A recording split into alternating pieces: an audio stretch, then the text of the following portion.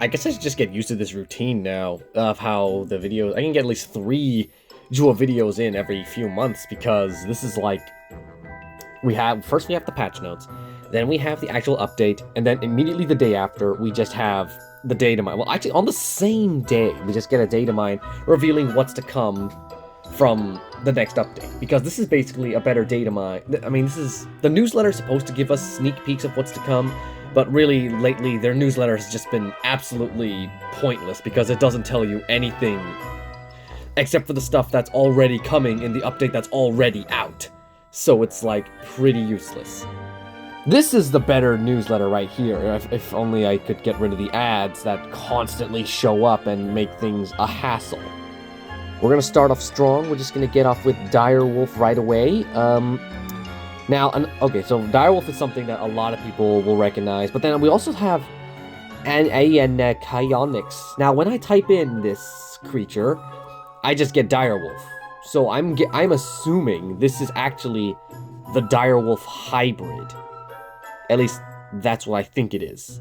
With an X, because I try to type in Kyonix, it won't let me type in that X. Unless, of course, someone could tell me this is the actual name for the real thing, and it's not a direwolf. It's not just the more scientific name for the direwolf, because it does say hyena, and I know direwolf is actually a mega hyena, not a wolf. So, you know, I need someone to tell me. Panthera's here as well, although Panthera was to be expected. But here's the big one. The Geminideus has been confirmed. And this one is actually a bit shocking for me, because we had to wait a full year before we finally got another creature from the Indowolf poll, which was a Lankyloceratops. So I thought, is it going to be like we're going to have to wait 5 years before we finally get Sintamoloch? And then it's like, but within those years, we finally get Scrutomaceris and Titanicollis. I think that one could be the next one, because it's a snake, and people love snakes. Indowolf is... This one's just completely racking my brain. But the fact that it says blue stripes, that just makes me think blue. Indoraptor. Gen 2 is the word I'm looking for, because that just can't be a coincidence. It has to be. But at the same time, it says canine, which makes me think direwolf. But then direwolf is already getting a hybrid with something else. Unless, of course, again, I'm wrong about this, and it actually isn't a hybrid, and that is just another creature. But what do I don't really... This is the one where it's like... For the other ones, I'm like, yeah, I know exactly what's going on. But, like, the previous one, I knew exactly who was being hybridized. I mean, actually, no, I wasn't. I was completely wrong with Pyrosuchus and Tyrannometrodon. But I had an idea of what was in there. This one, no clue. Absolutely no clue what could be Indowolf. Except for, it could be Direwolf, it could be Indoraptor, Gen 2. It could even be another Apex just going alongside Geminideus. For all I know, that could be it. It could be Indoraptor Gen 2 plus the unique... This could very well be the Thylaconix hybrid with Direwolf, and then combined it with Indonemes. Sorry, Indoraptor. There's so many Indos now, I'm losing track of what's who's what. Ooh, but we do know it's going to be a canine. We could be looking at our first epic Apex Wolf. Or I could be talking malarkey, and this is just a unique something. And maybe it has no connection to the Indoraptor at all. Or maybe it is just blue. It's just the blue hybrid. This could just be like a Baryonyx Direwolf hybrid, and then they add blue. And that could be their reasoning for Indo, because the Indo lineage comes from the Raptor line. And Raptor T-Rex lineage. I'm speaking malarkey now. Spinoceratops, we all know what that is. That is Sinoceratops, and I'm gonna say Spinosaurus Gen 2, because the original Spinosaurus already has 2 hybrids, and to my knowledge, the Spino Gen 2 only has 1 hybrid, and that is Spinonyx. So it would make sense for it to have another hybrid. Also, because it's an epic and it's harder to come by, it only spawns at dawn and dusk, so that would just make it a more exclusive hybrid than just a Spinosaurus that spawns everywhere all the time. Pyrorhexis says Atrociraptor, so this could very well be any of the Atrociraptors combined with Pyrosuchus. I still think it's dumb that Pyrosuchus only gets its Rixus ancestry after fusing with another raptor, but I'm curious to see what that's like. And then we're not done yet. We got all All this. All of these new moves, crazy. Armor increasing abilities, might I add. So that is pretty interesting to see, because we have precise group counter right, I'm gonna draw a line here, right here. After receiving and surviving damage, increase armor by 10%. Increase armor by 10% for 4 attacks, 2 turns, target all opponents, and an attack bypassing dodge.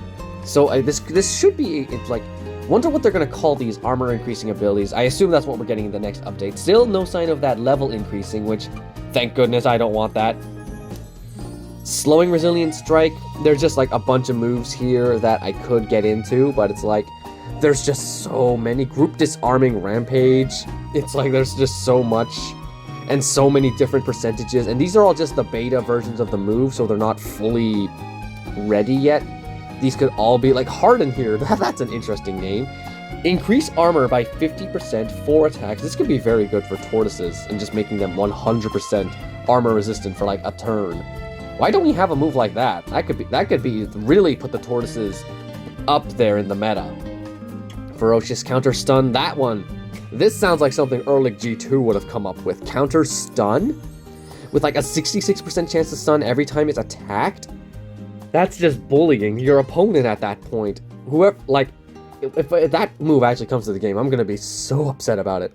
Group Cautious Strike really makes me think that that is an Indoraptor hybrid, though. Because Cautious Strike was unique to the Indoraptor, unless they're trying to say that these wolves are... No, but they've been going fierce crazy lately, so I'm thinking that those wolves are going to be fierces as well. Thankfully, we don't... Oh yeah, that's something I noticed. None of these seem to be flocks. No flocks at all, because... Unless, of course, you're telling me that Direwolf was so small that it somehow ended up in a pack, but that doesn't sound right. They wouldn't do that. Greater Nullification. Target opponent with the most positive effects nullify. Reduce damage by 50%. Isn't that literally just what Alert Nullification is? Except it gets stronger depending on it? Who knows. Instant Precise Impact. I think that already exists. Well... Yeah, no, we just have Precise Impact. We don't have Instant Precise Impact. Oh, and bypassing armors. Oh, okay. Brace, Priority, Self-Cleanse, Heal 100% damage stat. Why not just heal times 1? Why can't you just say that? Increase armor by 90%! What the heck? Oh, whose move is that? Whose move does that belong to? Granted, I do see that. I don't know how that's... Well, I guess it means... Won't that just mean nullify positive effects as well? It's literally just shield break as well? Because when you shield... Anything that has a shield break also bypasses armor. So that I really don't see the point of, like, the armor increase. I never saw the point of it, but you know what? Sure, maybe it causes some customization. Maybe there is an ability out there that just nullifies the shield but doesn't pierce armor. I think there are some creatures like that, but I don't know. It's very muddy, it's murky, there's so many moves. I don't even know the full set of the Scorpion, and I'm already planning on getting it, and I don't even know how it fully works. Disarming Impact, Cautious Disarming Strike? Is this, like, new for the wolves? Cloak of Rage. That must be... Considering we just had Tiger with the most OP cloak ability in the game, I'm thinking this must be the Tiger. I'm thinking that Pyrorhexis must hybridize with Tiger if it has a cloak like this. That's gotta be it. Devouring Impact. Don't we already have it? Oh, well, maybe it's not a fierce Devouring Impact. Evasive Ferocious Rampage. Teen Cloak? Why are there so many cloak abilities now? Bristlings. Okay, Howl is also an interesting one, because I've always wondered if they added wolves, they could add the Howl ability, and I was pretty upset when they did add the wolf animation, but no howling. Bristling Stun. Target highest damage opponent. Remove attack and critical increase. 75% chance to... Reduce damage by 75%. Reduce critical chance by 100. Is this like... where's the stun? Did I miss the stun? 100% chance to stun. There it is. Sheltering Impact. That's like an armor increase. No, it's not. Okay. There's like so many moves here. Retreat is one I really find funny. It's like Retreat, Priority, Cleanse, Automatic Swap. It's like the move I came up with, Mr. Useless, where you just click the button and then it just reset. Berserk Clawed Revenge. Berserk Clawed Revenge. And then with like, okay, so let's see. Priority, target all opponents, attack damage, bypassing, dodge, self-sacrifice. Okay, that must be Panthera's new ability. It has to be. And it has a revenge ability as well, so yeah. Berserk biting revenge again? What is this? There's just so much going on. There's just too many. Counter Howl. There are just so many new abilities here that I'm not going to bother trying to look at them all. Is there any more? New Halloween event. This is for... is this for next week? This is probably next week, considering... Yeah, this has to be, because I don't think that any of these creatures are for this week. Thankfully, we do have a chance to dart a Lankyloceratops, so that is very nice. And Pulmonoscorpius. Gonna enjoy that, because I am working towards the Zungascorpus. So, yes. Very nice indeed. Now, excuse me while I just collect some free cash so I can get some more coin, because that is really all I need the bucks for, just for coin. I have been testing out the creature tracker.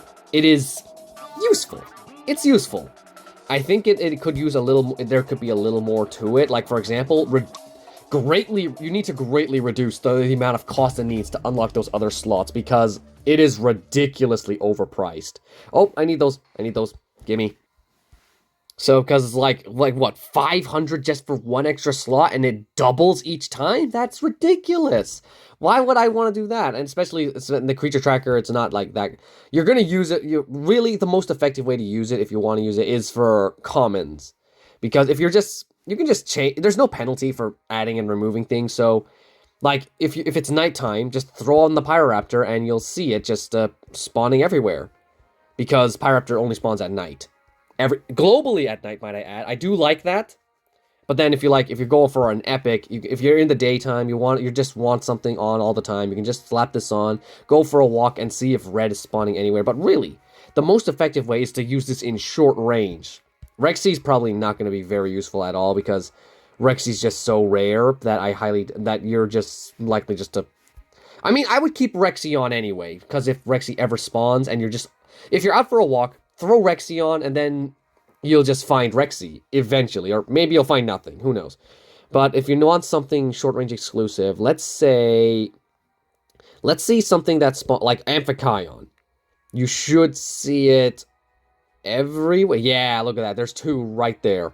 And you can just throw a common on, and then you'll just know exactly where they all are. It's very effective with commons. With rares, it's like, yeah, good luck, man. You're probably, it's gonna be a while before you act. Like, look at this. That's a rare, and it's nowhere in sight. So that's kind of annoying how that works. I do feel like that could use some tweaking. Really, the best thing to do is just reduce the prices so you can have multiple creatures, rather than just go through this hassle of just throwing on and off, on and off. I'm gonna keep Preondactylus on, because, look, there it is right there. But, just so I know where the option is. I need Preondactylus for Ankyloceratops. No, sorry. Ankylodactyls. I just realized. I need Ankylosaurs for 2 different pterosaur hybrids. And they're both really good. So that's good to know. Oh, wow, there's a lot here. We're gonna... Okay, Tajungasaurus... Oh, maybe that could be... You could use that as well. Go find maybe Tajungasaurus already spawns so often that you should be able to see loads of it on the... Nope. Oh, wait, no, yeah, there we go. There's, like, loads of Tajungasauruses off in the distance. And like I said, no penalty. You can just swap out whenever you want. It's not a big deal. So don't bother wasting bucks on these extra slots, because it is just a downright ripoff. And there we go. We now have a lot more bucks. That's very useful. Like, I think every week they just give out, like, free bucks. So that's very good to have on hand. And I'm also just giving away all my Albertosaurus DNA. I'm not going to work towards Albertosavia or Albertospinos, so no point in being greedy and holding onto DNA that I'm not going to be using. It's the same thing with Roderick. I need the coin more than I need the DNA, and I don't want to be like that guy who hoards DNA that I'm not using. So I'm just giving it all away, and then just in exchange, I need more Triceratops, because I'm not working towards Albertosavia, because it's a cunning, but I already have... Realizing now, my team is mostly fierce, because let's see what I have here. Fierce, fierce, fierce. You're cunning fierce, so you're okay, I guess. These 3 are like the most cunning I have. And these guys have cunning attribute as they have a dodge. So I guess that is sort of the thing that helps them separate them from... Makes labels them a little bit as cunning, fierce, and you're sort of like a resilient due to the fact that you have deceleration, but this guy's like full-on resilient here. With, I guess, a little bit of fierce due to the fact that you're... Like, okay, let's color code, actually. Like, fierce. Like, okay, who has fierce abilities? Like, armor piercing and all that. You also have it, actually. Like, not armor piercing, like, full-on shield break. You all have it. And then in terms of, like, shields, you have, like, these guys. That's literally it, honestly. Those are my only resilience I have. Well, I guess you have deceleration, which helps you a ton. And then cunning... We have, well, pretty much all of you have a dodge or a distraction. Well, you have a distraction now, and you two have distraction and dodge. So that just makes... I'm good on the cunning section, so I don't need to worry about that. But really, resilient is what I'm really after. And that's why I really need that Elankyloceratops and the Entellolania when I eventually leveled it up on my team. I'm also really looking forward to getting that Scorpion because I've seen beta footage of it in action, and whew... It's a really fun. It has some of the most OP ability. It has a really good ability spread. Just gonna say it out loud. Also, that other one, the Alacranix, is also really good. It can just deal so much damage, like a ton of damage. Also, the Halloween scents are back. So spin these supply drops as much as you can to get those Halloween scents. I don't know if they actually. I'm not sure if these Halloween scents are gonna be too great. Because what do they have? What does that have? I think it doesn't even have all the Halloween... No, wait, it does. I remember now, it does. But it doesn't have Pulmonal Scorpius yet. At least I don't think so. And I didn't get any of the good things I needed from those. Yay. Come on, give me one feed or play. Like, one at all. Nothing? Ah, fine, nothing. Oh, wait, we have one more here. You gotta give me something, right? Nope, not even one. That's... Don't you just hate it when you have all these supply drops around you and none of them give you the resources you need? Also, Tarbosaurus is coming to Camp Cretaceous, the Hidden Adventure, and a lot of people aren't too happy about it. At least from what I've heard, people ain't too happy. I understand because it is literally just a lazy reskin T-Rex, but I can honestly, I'm looking at it from a different perspective. I see it as a bit of a clever way, because it's like they need to add a new dinosaur to it, but I don't think Universal is going to give them the funds to make a brand new dinosaur for this one-off 30-minute special thing. So they're like, okay, how are we going to do this? Well, we could just take our T-Rex and make it look like a Tarbosaurus, and that's our new dinosaur. I think it's clever, but then, of course, it can be seen as late. Maybe, I don't know the full story behind it. I honestly think it's like Universal just pulling funds away from Camp Cretaceous because they want to make a lot of money for cheap. They just see it as a cheap way to make money. And Camp Cretaceous, maybe they could have made a new dinosaur. I thought Herrerasaurus was going to be there because of the toy. But, you know, what do I know? I guess we could finish these missions. Let's finish those missions. Defeat 5 legendaries. So we got to go into the campaign and beat up some legendaries. So we'll do one battle using Entellolania and Elankyloceratops because I'm really enjoying using those two. This is a good battle against some other... No, let's find some fierce. Let's find... no, I don't want to fight those guys. You know what? Yeah, I'll go for this. Let's fight here. Elankyloceratops, Entellolania. And I really have nothing else to show off, so I guess we'll throw in Indowolf and... You know what? I want to start a swapping chain, so let's just go for this. Oh, I need more coin to level up my Indowolf to max level because I can do it. I have all the DNA necessary. I just need the coin. Okay, we're gonna start with Indowolf. We're gonna get the swap chain moving. There's a Pivotato. Oh, I'm faster. Huh. Usually they nerf my speed. I do murder it in a single hit. Wow, okay. Or maybe they no longer affect your boosts, because before these would tend to, like, lower your boost up to a point, but now it doesn't. Now let's swap out of there. And then just get Ankylos Lux in here. Just gonna swap out. I did do a rework on the turtle tortoises, so I'll have to get that video out one day. There we go. Yeah, you tortoises just do not... Used to be really good. Actually, this guy was never good to begin with. Are you still stunned? Huh. Interesting. Very interesting indeed. Oh, he's swapping out. Okay. Well, whatever's coming in is going to die, because there's no way it's surviving Ankylos Lux. Oh, poor Diloranosaurus. You're dead. You're very dead. Vulnerable, and then a massive hit. Oh, he's not dead. Interesting. Well, he's dead now. Priority stun.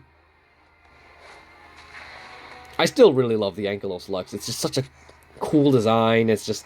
The first Apex I was able to max out because... Well, it was a struggle, but at least I was able to get... No, it was a lot. It was a huge hassle. Indonemes was very easy, actually. Simply because Carbonemi... The only thing I had to worry about was Carbonemes. Ankylos Lux, I had to worry about Rajasaurus, Ankylosaurus. Basically, all the epics needed for it, I had trouble getting it because they were all specific zones and event exclusives, and it was like so annoying.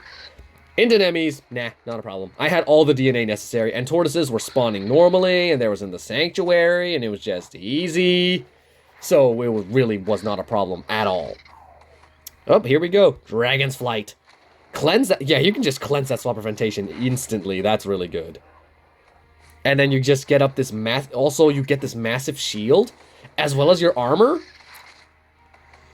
Yeah, it's a good thing this thing is only vulnerable resistant, because if this thing was fully immune to vulnerable, you would never be able to take it down. Unless you had some sort of shield breaker. Swapping out again. And it's okay for it to... A move spread this OP, with stats this OP as well, just makes it a very good thing to have. A very good resilience, and I'm very glad that's the case, because it's been ages since we've had a resilient that's worth using. And it also attacks Phlox as well. In fact, actually, its Dragon's Flight also attacks Phlox, which makes it extra good. We don't even need to kill this guy. We've already gotten the 2 legendaries we needed to win. This invincibility taunt, it's fine, because I have Dragon's Flight. Yeah, I think the invincibility is better on the alert, because it's like, then you slow down and you become invincible for a lot longer. It's better. Also, this thing can just heal up as whenever it wants. It's just such a good creature to have. Very glad about it. Oh, swapping back to this. Oh! Okay. Swap in Headbutt. Do you get the stun? I have a 50% chance to resist the stun. So, which is like, you know, that's a coin toss right there.